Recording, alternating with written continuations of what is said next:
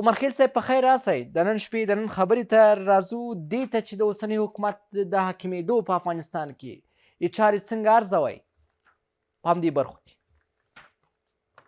مننه. سلامونه او نیکې هیلې تاسو ته او جنرال راډیو تلویزیون ټولو لیدونکو او همکارانو ته کور مدان څه وخت راکړ. کله تقریبا 3 کاله د اسلامي امارت د راتګ تیري کېږي چې په افغانستان کې حاکم شوي دي. په دې وخت کې تقریبا داسې لاسته راوړنې دوی لري او متاسفانه ډېر داسې کارونه دوی تر اوسه نه ترسره کړي چې هغه باید شوي وله. په درې کالو کې متاسفانه زموږ اکثرت ځوان کدرونه چې په تعلیم باندې سمبال ولو، هجرت ته اړ شول او ملک یې پرېښود.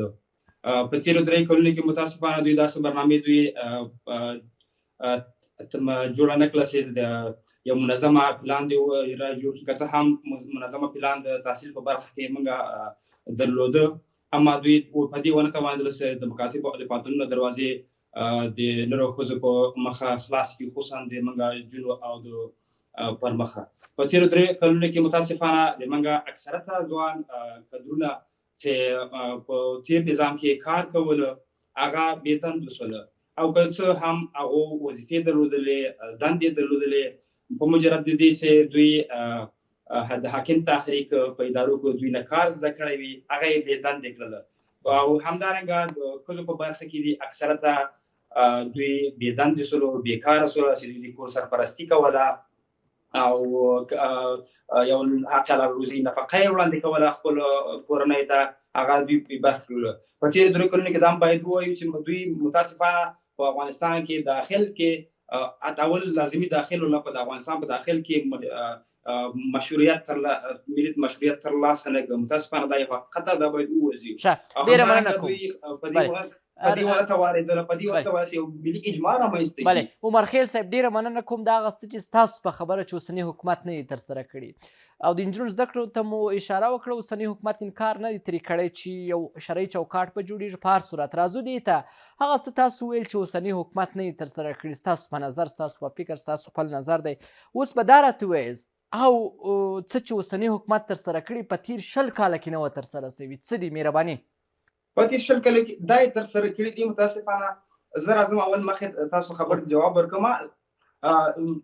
بندیز څه رقمي د ښځو مکتبونه، د جنو مکتبونه بندیز نور څه رقمي پلان مجهزه و. د موږ ټولنه، د موږ د نصابونه داسې ول چې په نړیواله کې سطح کې اسې دوی هغه نه درلود، بېساري ول او جوړاینده ول. هغه یو بهانه ده، معلوم ده خبره چې بندیز او دې افزار بلې دغه عمر خیل صاحب وبښئ ما نه ویل چې زه نه وایم چې اوسني حکومت انکار کړی دی. اوسني حکومت انکار نه دی کړی. دا زه هم غواړم د دې غوښتونکی، ته هم د دې غوښتونکی، اوسنی حکومت هر چارواکي وایي چې یو چوکاټ به جوړېږي. هغه څه چې اوسني حکومت ترسره کړي تېر 10 کاله کې نه ترسره شوي. مثلا زه یو مثال درته وایم، د امن راوستلو نور تاسو ورته ادامه ورکوئ. دا خبرو بس سره بیا هم همغه تهذیب بندیز د چوکاټ جوړ خو خیر په هر حال دا یو کار دوی ترسره کړی په تېرو 10 کالو کې. متاسفانه غصب دولتي ځمکې غصب شوې ده، معلومدار خبره ده. دوی راوګرځولې داسې پلانونه، عامه پلانونه به ول، عامه پروژې به ول چې زورواکو چارواکو به د هغې خنډ جوړول هغه نه دي عملي شوي.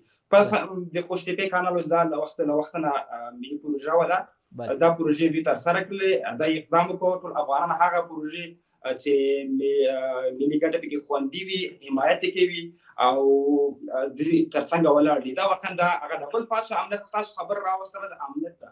امنیت په قبر کې مې کله سړی مړ سي او دې ژوند د زندګي نه لاړ سي، خاموشه سي، بس حالات ټول هر څه ختم سي. مګر متاسفانه موږ داسې ډېرو ستونزو سره مخ یو. موږ په دې وخت کې په دې شرایطو کې ډاکټر ته، انجینر ته، نرس ته، د ټولې هر چارو ته ضرورت لري. تاسو وګورئ هر هغه څوک، هر هغه ځوان چې سالمه انتقاد په ټولنه باندې کوي، سالمه غوښتنې لري د افغانستان حاکم تحریک نه، متاسفانه هغه بندي کېږي، وژل کېږي، ځپل کېږي، هغه مړه ژوندی نه معلومیږي. دا باید دوی باید پراخه سینه ولري، دوی باید زغم ولري. د افغانستان ملي منافعو په ګټه کې د افغانستان د ټولو ګډ کور ده. دوی باید سیاسي، اجتماعي، ځوان زوړ د ټولو انتقادو ته، غوښتنو ته، مشورو ته دوی باید غوږ ونیسي او د افغانستان په یو ګوند باندې، په یو ډله باندې هېڅ وخت مخ نه تللی. دا تاریخ اثباته کړې ده. او تاریخ د ټول ته روښانه ده، معلومه ده چې یو ډله یو ګوند یو هغه نشي کولی. نو په افغانستان کې هر یو وګړي ته هر چاته ضرورت ده، دا ټولنه هر ځوان هر قشر ته ضرورت لري چې باید لاسونه بلې سره د ورکړو اوسني او حکومت په څو خبره ورځې روان چې بندبست ډله نه وکړو. ده پر ټول افغانستان او پر ټول جغرافیه حاکمیت لري، او بله دا چې په ټول نظام کې د اوسني حکومت په خبره چې د تیر جمهوري نظام اشخاص کار کوي، په نظام کې مسلکي وزیران سته، مثلا د اقتصاد وزیر یو مثال دی، د عامې روغتیا وزیر یو مثال دی، همداسې په ترتیب سره. نو راځو دې ته پر اصلاحاتو به بحث وکړو. څه کول پکار دي د افغانستان د جوړولو لپاره تر څو افغانستان یو ځل بیا په جګړه بدل نه سي؟ اوس هم ځینې د تیر نظام نظامي چارواکي د جګړې شعار ورکوي. ولې افغانستان د آرام ساه نه اخلي؟ ولې افغانستان د جګړو قرباني وي همیشه؟ د تیرو 2 کالو یا 3 کالو عملیات مثال به زه په دې باندې ورکړم. افغانان نو جنگ ستړي شوي دي، جنگ خسته شوي دي، سیاسي اجتماعي فعالین هر یو ګوړ زور غټ دا غواړي چې په هیواد کې امن وي، سوله وي. نو جنگ ستړي شوي دي، غواړي چې دغه لاره په سیاسي او اجتماعي او غونډو باندې حل کړي. په دې دا معلومدار خبره ده او جوته خبره ده چې د افغانستان د فعلي بندبست له وتلو څخه په جګړې حل نه حل کېږي. که حل کېدلی تېر 45 کال به حل شوی ولا هر حکومت چې په زور راغلی ده، په زور تللی ده، متاسفانه دا یو حقیقت ده. هر هغه څوک چې غواړي د جنګ شعور نه ورکړي، زه منحیث د یو افغان د دې خلاف یم. هر د موضوع هر د مشکل لارې ته باید د حل لاره پیدا سي. افغانان باید سیاسي او اجتماعي ډګرونو کې فعال سي. حکومت باید زغم پیدا کړي. حکومت باید د دوی د هڅولو لپاره، د دوی هېواد ته د راګرځولو لپاره دوی باید هڅې وکړي. دا زه فکر نه کوم چې هېواد بیا افغانان بیا د جګړې لپاره څوک وهڅوي یا چاته شا ودرېږي. لکه دا اوس څو جبهې جوړې شوي دي، هېڅ وخت موږ نه غواړو چې د جنګ نور افغانان چې 45 کاله په ډېر سخت وضعیت کې، ناوړه وضعیت کې تیر کړي دي، بیا د جنګ قرباني سي او هغوی چې د جنګ له لارې غواړي نظام سقوط کړي. زه فکر کوم دا به یو خوب او خیال وي او دا ممکنه ده اوس افغانان په دې پوه شوي دي.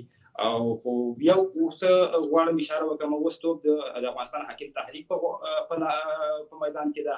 دوی باید دې نه ښه استفاده وکړي تر څو وکولی شي په افغانستان کې یو ملي اجماع رامنځته کړي او ټول دغه سیاسي او اجتماعي فعالین چې دي چې دوی خلاف دي او په دوی سره یو دي یا دوی سره همغږي دي، هغه دوی سره راټول کړي او منسجم اجماع جوړ کړي.